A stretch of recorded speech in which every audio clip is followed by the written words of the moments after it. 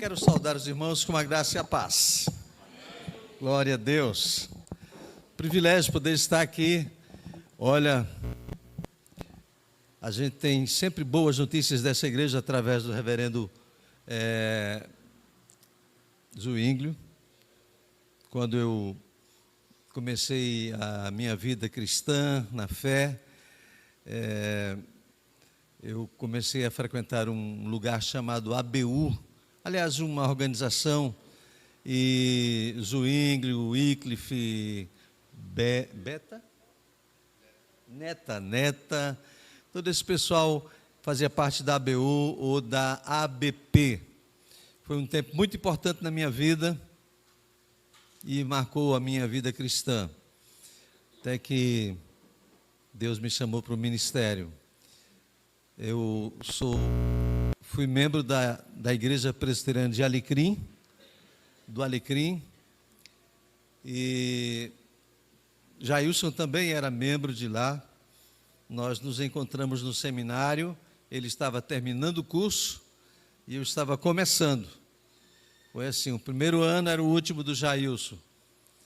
Mas Deus tem sido fiel em cuidar da gente. 41 anos trabalhando já como pastor na Igreja Presbiteriana do Brasil, 14 anos na cidade de Santa Rita, lá vizinho de João Pessoa, e agora 27 anos na Igreja Presbiteriana Memorial. E casado há 48 anos com essa mulher maravilhosa aí. Temos 3 filhos e 10 netos, graças a Deus. Esses 10 assim é porque os 2 homens casaram 2 vezes, então eles tiveram mais meninos, né? Trabalharam mais. Mas graças a Deus, poder estar com vocês aqui. Eu conheci o Caleb, o reverendo Caleb, agora, começo desse ano, no casamento de uma sobrinha minha que frequenta a igreja aqui, não está hoje, que está num outro casamento, que é a Maria Helena. E encontrei o Caleb lá, pensando que eu ia encontrar o Zwinglio, mas o Zwinglio já estava numa outra igreja, eu não sabia que o Caleb estava aqui. Mas é uma honra poder estar conhecendo essa comunidade, pregar o Evangelho, anunciar a palavra, nessa noite de celebração dos 24 anos da igreja. Eu falei com o Caleb, ele disse, fica à vontade sobre o que você vai pregar. Eu não vou pregar sobre cura, eu vou pregar sobre aquilo que Deus constantemente aquece o meu coração, trabalho do qual eu faço parte há cerca de 20 anos, da Agência Presbiteriana de Missões Transculturais, da Igreja Presbiteriana do Brasil, e tem sido uma alegria servir a IPB através desse projeto, desse movimento, para uma organização que está completando 25 anos, mas que já tem mais de 300 missionários do campo transcultural. Então, graças a Deus. E Deus mandando mais, mandando gente jovem, mas pasmem, Deus está mandando gente já madura. Pastores que já têm, nós estamos com um pastor que tem 80 anos de idade, e ele quer ser missionário da PMT, você já imaginou?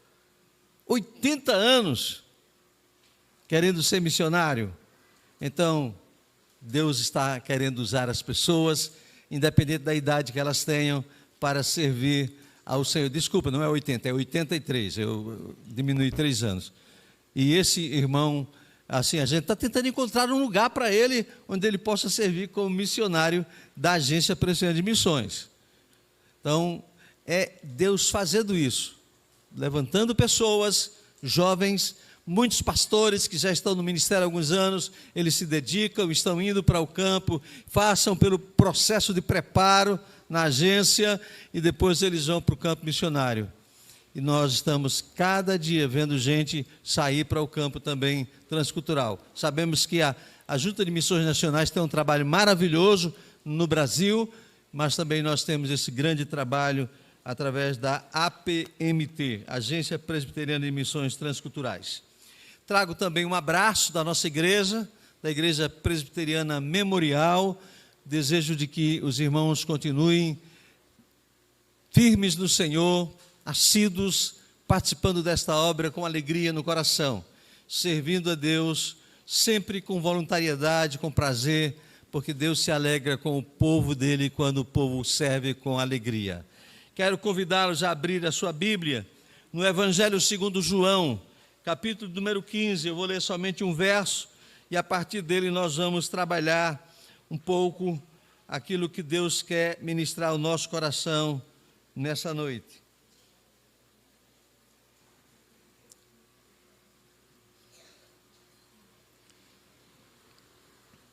Mantenha a sua Bíblia aberta, depois a gente vai ler o versículo todos juntos, ok?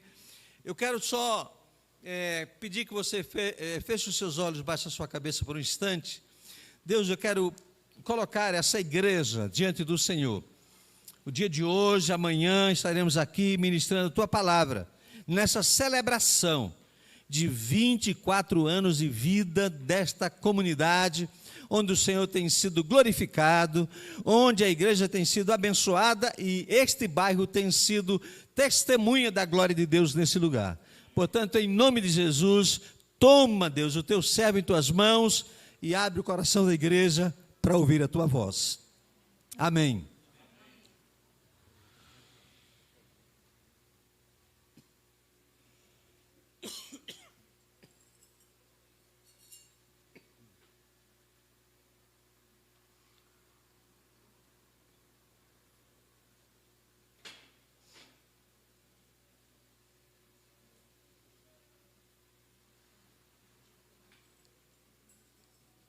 Meus amados, eu estava me lembrando que o meu primeiro sermão no Seminário Presbiteriano do Norte, no ano de 1980, foi com base no texto de Mateus capítulo 25, do verso 14 a 30, a parábola dos talentos.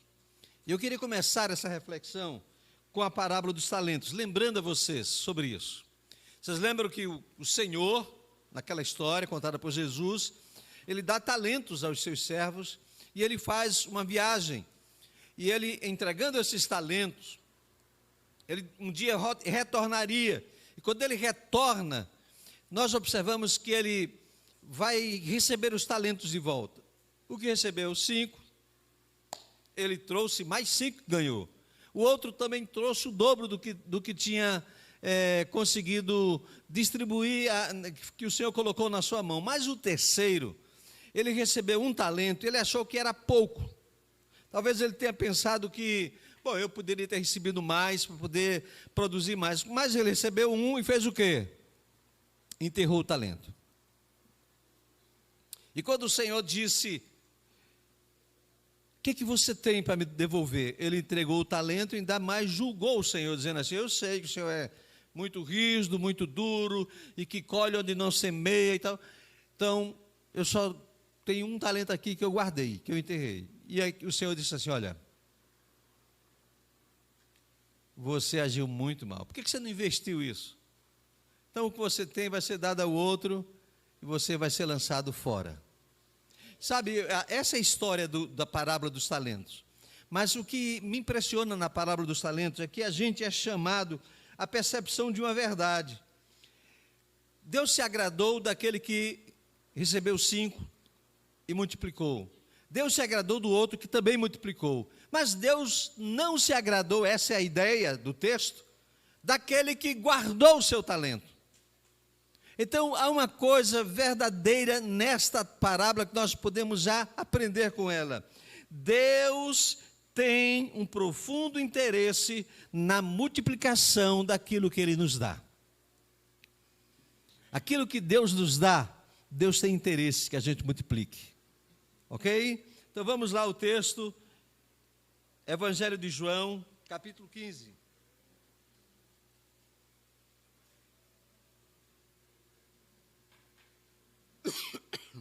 Verso 16, comigo, vamos lá. Verso 16. Não fostes vós que me escolhestes, Evangelho de João, capítulo 15, verso 16. Vamos lá? Ou vocês têm outra versão? Então vou ler a minha aqui e vocês leem a de vocês depois, tá bom? Vamos lá. Não fostes vós que me escolhestes a mim, pelo contrário, eu vos escolhi a vós outros e vos designei para que vades e deis frutos, e o vosso fruto permaneça, a fim de que tudo quanto pedirdes ao Pai, em meu nome, Ele vos-lo conceda. Os irmãos agora.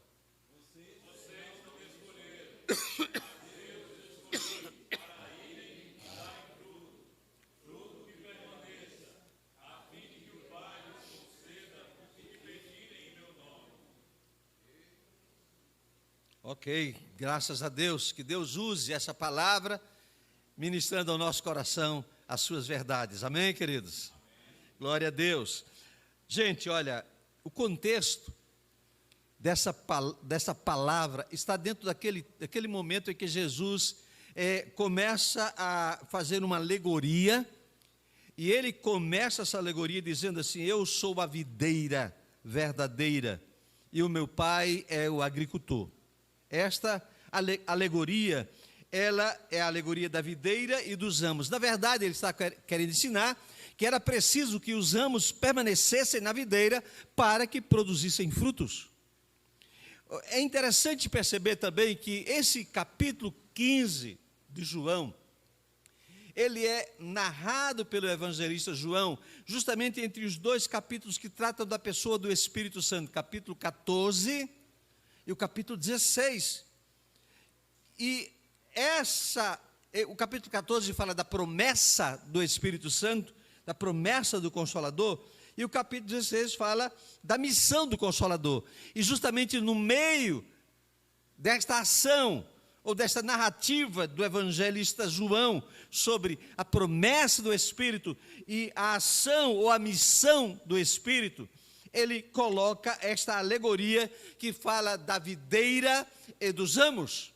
E é interessante que a gente observe também, queridos, que essa videira, quando Jesus usa a linguagem, eu sou a videira verdadeira, ele estava apenas afirmando aquilo que o Salmo de número 80, do verso 8 a 16, dizia a respeito de Israel.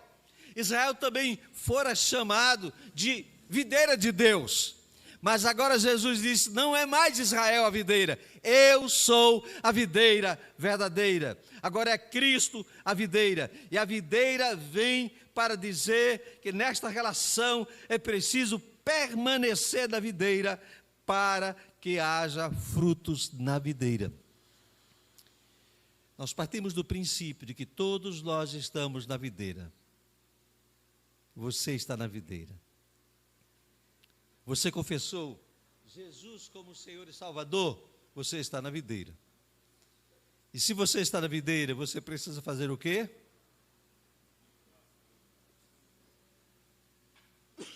Dar frutos. Deixa eu fazer uma linguagem pessoal com vocês. Eu estou na videira, eu preciso dar frutos. Você pode dizer isso comigo? Eu estou na videira, eu preciso dar frutos. Então, a ideia é que se eu sou igreja, se eu estou ligado à videira, eu preciso frutificar para a glória de Deus. Eu preciso frutificar para a glória de Deus. Então, eu vou colocar e vou trabalhar sobre este tema. Aí adiante, querido, por favor. Diga comigo: eu sou igreja. Deus me escolheu para frutificar. Fomos escolhidos para isso, irmãos. Fomos escolhidos para frutificar. E aí eu queria, à luz desse versículo, caminhar com vocês e perceber algumas verdades que nos ajudam a entender que se eu sou igreja, Deus me escolheu para frutificar. E a primeira relação que eu vejo é quando Jesus diz as seguintes palavras: não fostes vós que escolhestes a mim. E a primeira verdade é essa: eu devo reconhecer a soberania daquele que me escolheu. Eu devo reconhecer a soberania daquele que me escolheu. Queridos, nós vivemos a nossa vida toda, até o momento da eternidade, que vamos partir para a eternidade, nós vivemos fazendo escolhas. Desde bebês, alguns estudiosos dizem que já lá no ventre, a criança já tem alguns desejos, ela já faz algumas opções. Desde bebê, até a idade mais tenra, o dia da sua partida, nós vivemos fazendo escolhas. Escolhas são parte da nossa existência, da nossa vida. Você muitas vezes escolhe a roupa que você quer vestir, a comida que você quer comer, a igreja que você quer frequentar, o colégio dos seus filhos, o tipo de carro que você quer, aquela pessoa em quem você quer votar. Você escolhe muitas coisas. Mas eu queria lembrar a você uma coisa interessante. Você não escolhe ser salvo. Não se espante. Você não escolhe ser salvo. Deus é que escolhe você. É você. Deus escolhe você. As Escrituras dizem que o homem é incapaz de produzir por si mesmo qualquer bem espiritual, porque o homem está morto sem Cristo Jesus. Ele está morto, ele está distante completamente de Deus. Então essa escolha, queridos, de vida eterna, essa escolha de salvação eterna, é uma escolha de Deus. É o Senhor que gratuitamente, graciosamente, nos escolhe para Ele. Romanos, capítulo número 9, capítulo 8, versos 29 e 30, diz assim. Isso é maravilhoso, querido. Todo dia a gente devia ler esse versículo. Porque o que antes conheceu, também predestinou para serem conforme a imagem do seu Filho, a fim de que ele seja o primogênito de muitos irmãos. E aos que predestinou, a estes também chamou. E aos que chamou, a estes também justificou.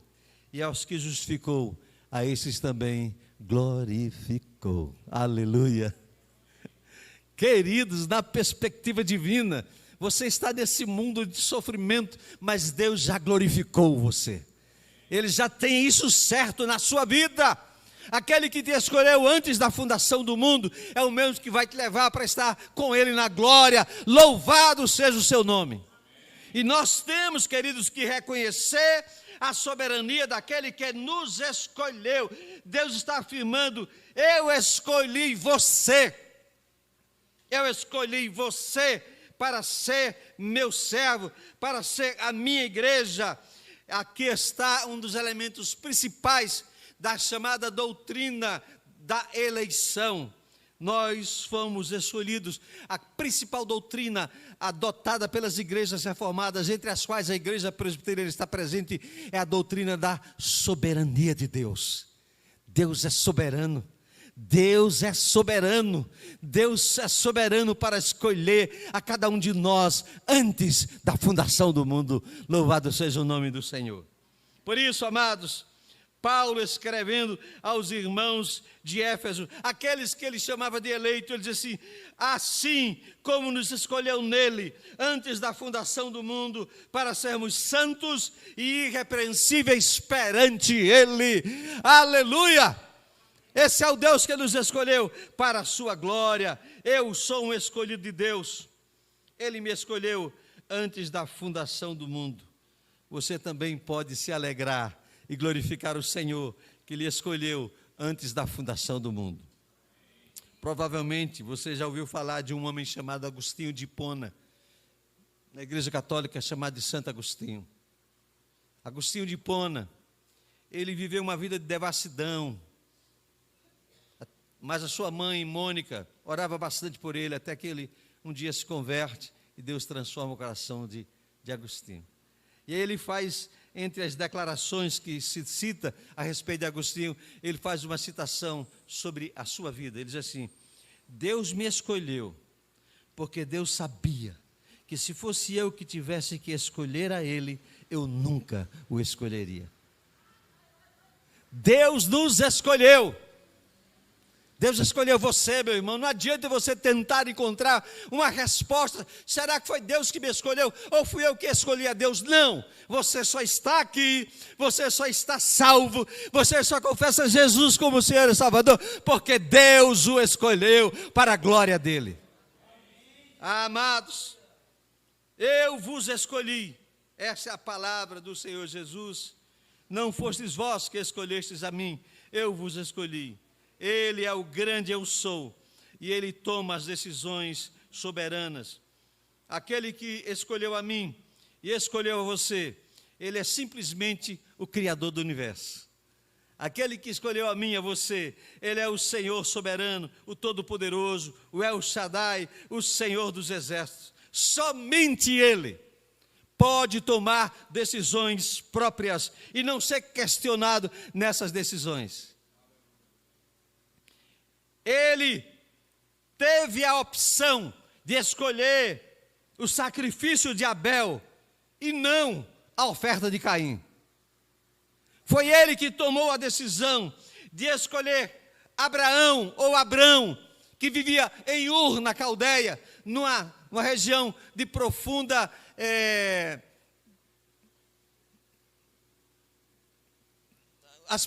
muitos deuses que havia ali. E Deus escolheu Abraão para ser o seu servo. Ele escolheu Moisés para libertar o povo no Egito, depois que Moisés tentou fazer isso sozinho, e Deus levou ele para o deserto para ficar mais 40 anos lá se preparando, para depois trazer para libertar o seu povo. Deus escolheu Josué para entrar na terra com o povo. Tem gente que fica chateado com Deus, porque Deus não deixou Moisés entrar na terra. Passou 40 anos governando aquele povo, e Deus não deixou ele entrar na terra, mas Deus escolheu Josué para entrar na terra. Louvado seja o nome do Senhor. Agora, irmãos, Deus escolheu Jacó e aborreceu Esaú.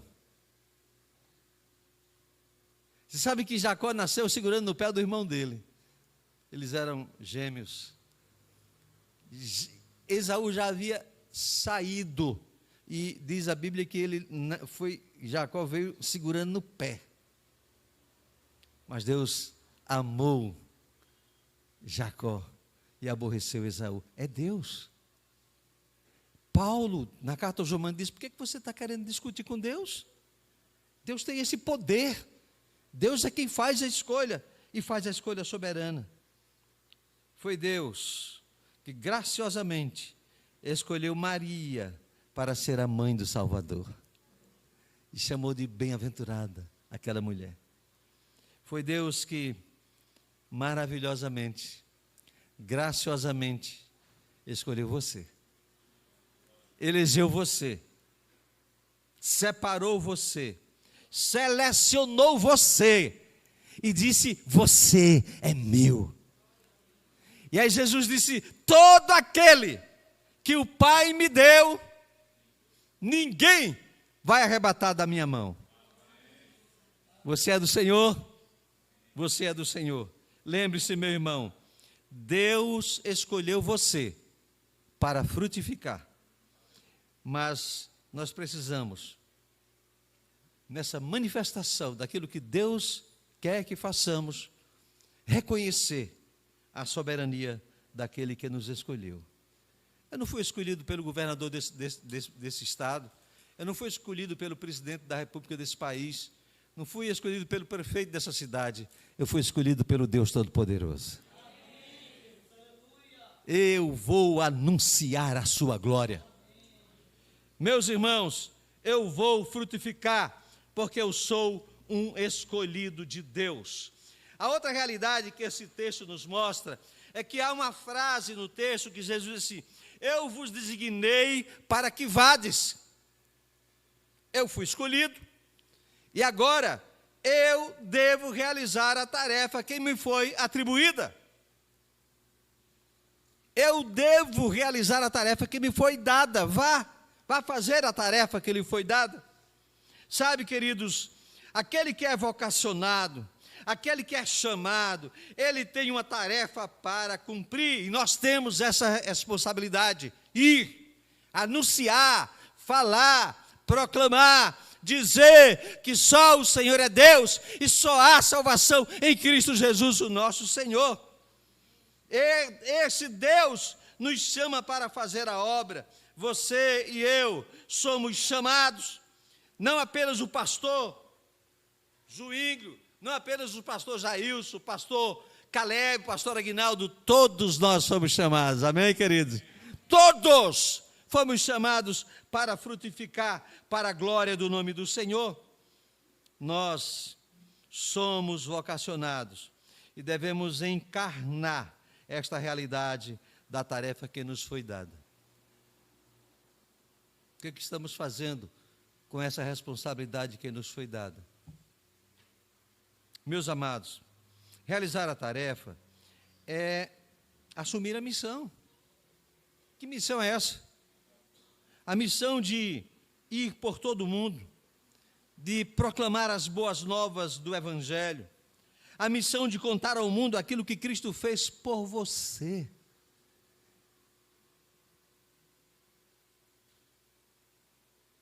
O reverendo Mário Alves,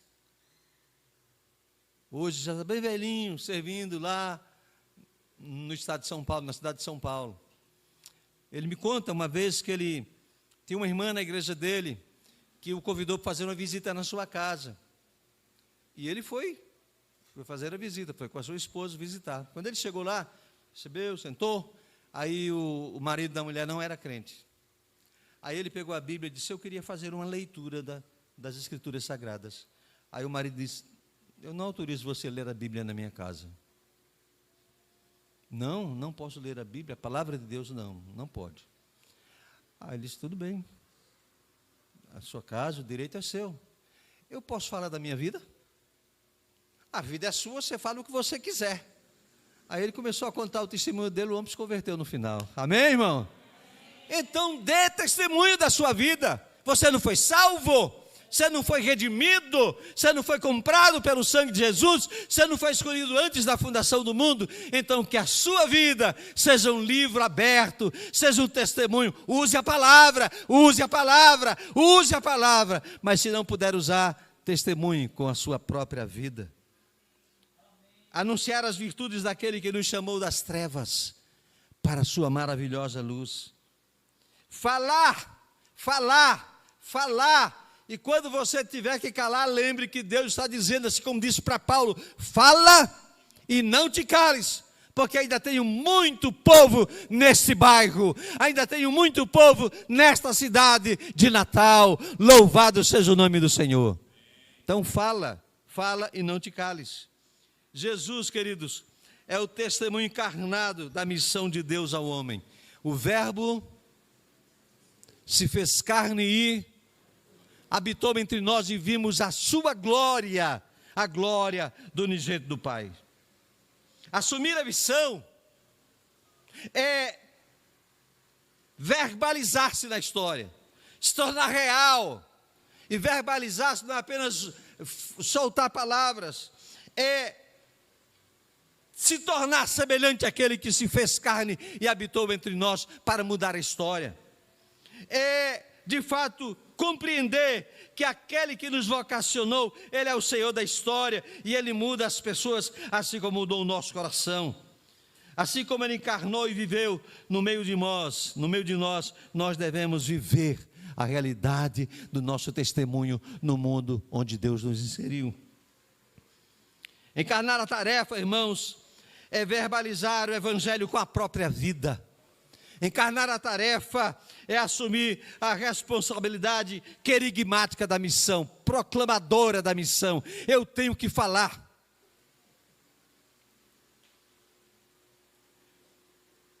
Não estou vendo ninguém aqui com camisa da ABC.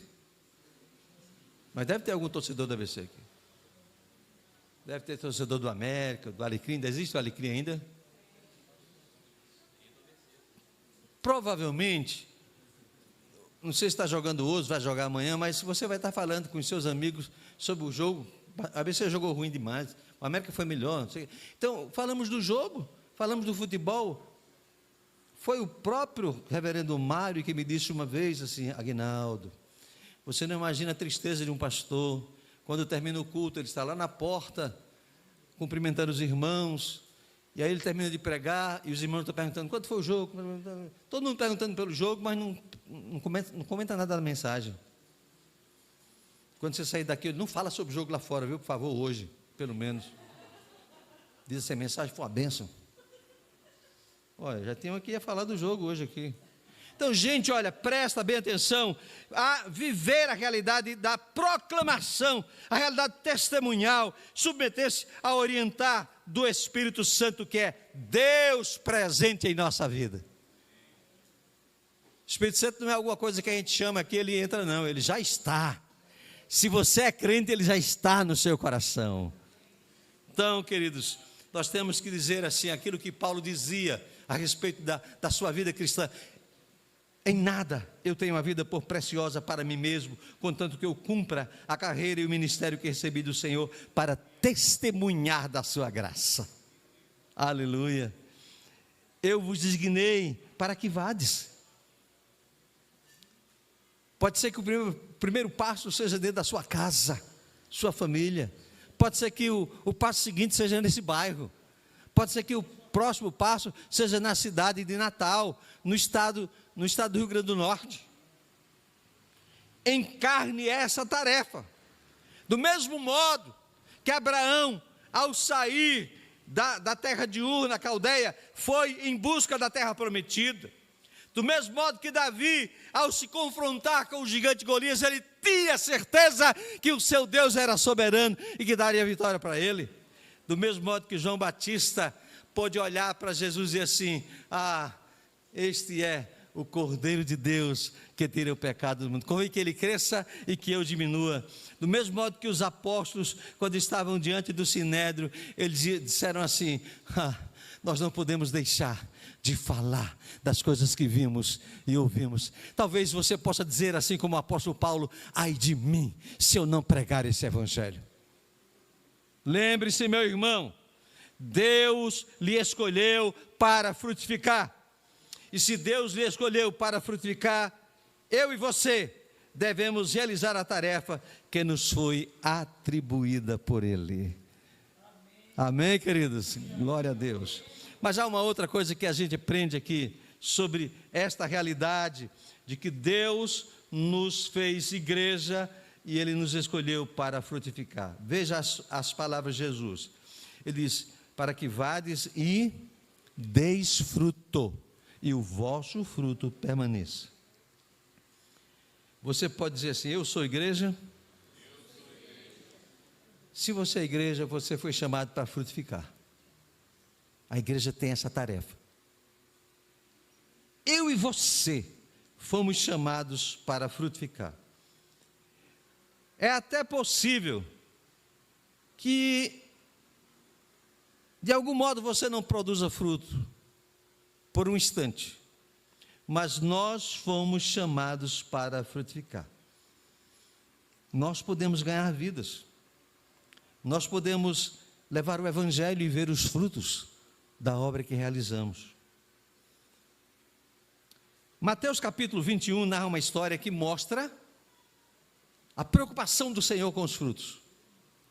Jesus vinha com os seus discípulos, era manhã, e ele, voltando para a cidade, teve fome, e avistando uma figueira perto do caminho, ele dirigiu-se à figueira, não achou nela senão folhas, e disse-lhe: nunca mais nasça fruto em ti. E diz a palavra que a figueira secou imediatamente.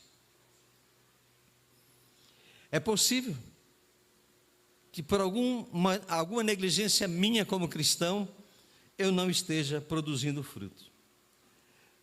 Se não estamos cumprindo o propósito de Deus, se não estamos produzindo frutos, é porque não estamos cumprindo o propósito de Deus, porque Ele quer que a gente frutifique. Se não estamos produzindo frutos, é porque não estamos realizando a nossa tarefa evangelística. Qual foi a última vez que você falou de Jesus para alguém? Qual foi a última vez que você deu um folheto que fosse para uma pessoa? Qual foi a última vez que você visitou uma pessoa não crente no hospital e levou a palavra de Deus para o coração dela? Então, se não estamos produzindo frutos, é porque não estamos realizando a nossa tarefa evangelística, porque Ele disse que nós seríamos pescadores de homens. Se não estamos produzindo frutos, irmãos, não estamos alegrando o coração de Deus, porque, presta atenção, a esterilidade confronta o Criador. A esterilidade confronta o Criador. Meu amado, rejeite uma vida sem fruto. Rejeite uma família sem fruto. Rejeite uma vida sem vidas salvas por sua instrumentalidade. Rejeite um ministério sem frutos. Rejeite uma igreja sem frutos. Isso é um engano maligno.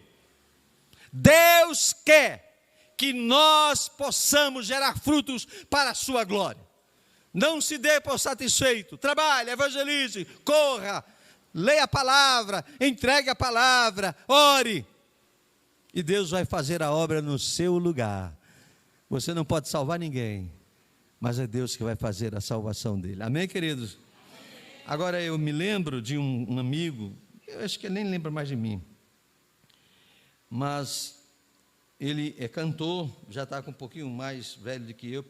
Quando eu vejo ele cantando, eu vejo que até ele já está cansado na voz. E ele escreveu uma música, que quem cantou essa música originalmente não foi ele. Ele é um compositor muito bom e ele tem muitas músicas bonitas. O nome dele é Armando Filho. E ele escreveu uma música, o nome da música é Veja na Figueira. É uma jovem lá de Recife que canta essa música. E a música tem mais ou menos essa melodia. Veja na figueira o que restou, quando nela Cristo frutos não achou. Secaram-se as folhas, foi-se então a vida, e a aparência toda se acabou. É hora de muitos frutos dar, esquecer da aparência que nada valerá. Se eu não quiser os frutos produzir, sou um crente, eu sei, mas sei também que não sou tão feliz. É hora de muitos frutos dar, esquecer da aparência que nada valerá. Se eu não quiser os frutos produzir, sou um crente, eu sei, mas sei também que não sou tão feliz. É hora de produzir frutos. Acorde, desperte, levante-se. Por que está indiferente? Por que está acomodado? Por que está achando que o pastor vai dar muitos frutos, o presbítero vai dar muitos frutos, o irmão tal, o coral, a orquestra, todo mundo vai dar fruto. Agora eu vou só olhar os frutos nascerem. Seja você uma árvore frutífera, em nome de Jesus. Aleluia. Você vai lembrar o salmo que diz assim: ele é como árvore plantada junto a ribeiro de águas. Você está ligado à videira, então tem que frutificar. Quem sai andando e chorando enquanto, voltará com júbilo, trazendo os seus feixes. Sabe, queridos, nós aprendemos que há alegria nos céus quando pecadores se arrependem. Temos que trabalhar para que os céus se alegrem. Deus nos tem chamado para uma vida frutífera. E se Ele me escolheu para frutificar, eu devo compreender aquilo que Ele quer de mim e devo estar pronto para desfrutar das bênçãos que Ele quer me dar.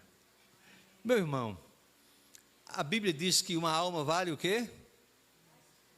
Vale o quê, irmãos? Mais que o mundo inteiro.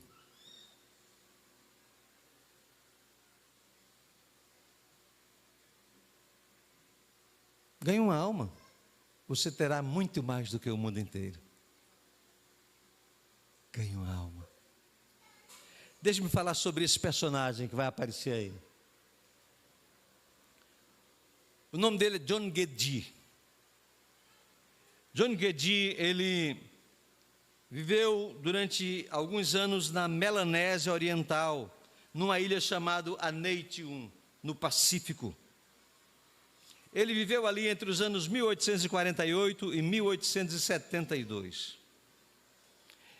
Pouco tempo em que ele se estabeleceu naquela ilha, ele escreveu no seu diário, no dia 9 de fevereiro de 1849, a seguinte expressão: na escuridão, degradação, poluição e miséria que me rodeia, vou olhar para frente, na visão da fé, para o momento em que alguns destes pobres ilhéus se unirão na música triunfante de almas resgatadas. Aquele que nos amou e nos lavou de nossos pecados, no seu próprio sangue fará isso.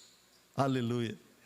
Esse foi o texto que ele usou para cativar o seu coração e a obra que ele realizou naquela ilha. Ele foi animado por esse texto que ele escreveu.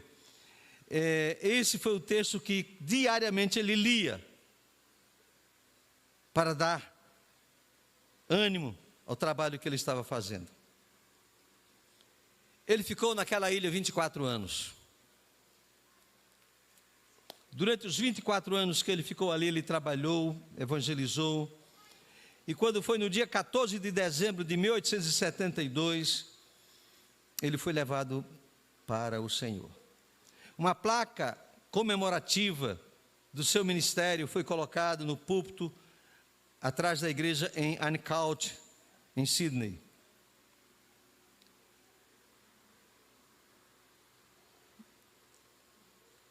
A placa tinha uma frase que eu acho muito interessante. Vamos ler comigo essa frase? Vamos lá? Quando ele desembarcou aqui em 1848, não havia nenhum cristão. E quando ele daqui saiu, em 1872, não havia nenhum pagão. Aleluia. Frutificar, irmãos. Quando ele chegou naquela ilha, não havia nenhum cristão. Quando ele saiu daquela ilha, não havia nenhum pagão. A vida de John Guedji é uma das realizações monumentais na Melanésia Oriental, especialmente na ilha de Aneitium. E isso se constitui um memorial eterno, que fala do poder do amor de Cristo para transformar selvagens em santos, moradores de barbárie em possessão do Senhor. Deus nos chamou, Deus nos vocacionou, Deus nos fez a sua igreja para frutificar. O que eu devo reconhecer diante dessa verdade que Ele fez por cada um de nós? Que Ele é o soberano que me escolheu para Ele, que eu preciso realizar a tarefa que Ele me deu para realizar, e que eu preciso tomar posse das bênçãos que Ele tem colocado diante de mim, que eu seja um instrumento para a glória do nome dEle. E a igreja de Deus diga amém. Obrigado, Pai, por iniciar essa série de reflexões sobre a Tua obra, do desafio que o Senhor tem para uma igreja que está completando 24 anos. Usa esta igreja para continuar a crescer para a glória do Teu nome. Em nome de Jesus, amém.